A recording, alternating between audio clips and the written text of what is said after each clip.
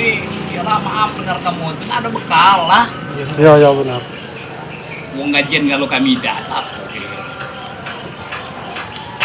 Jadi kalau nak menjalankan ibadah puasa itu ganjal terus. Ada melero duit nanti. Sudah berapa bulan belum gajian itu? Yang kita ada belum satu dua tiga.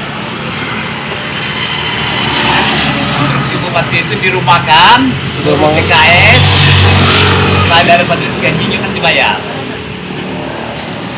Yang tetap kami tidak dibayar. Berdasarkan yang ada kasih. Lama.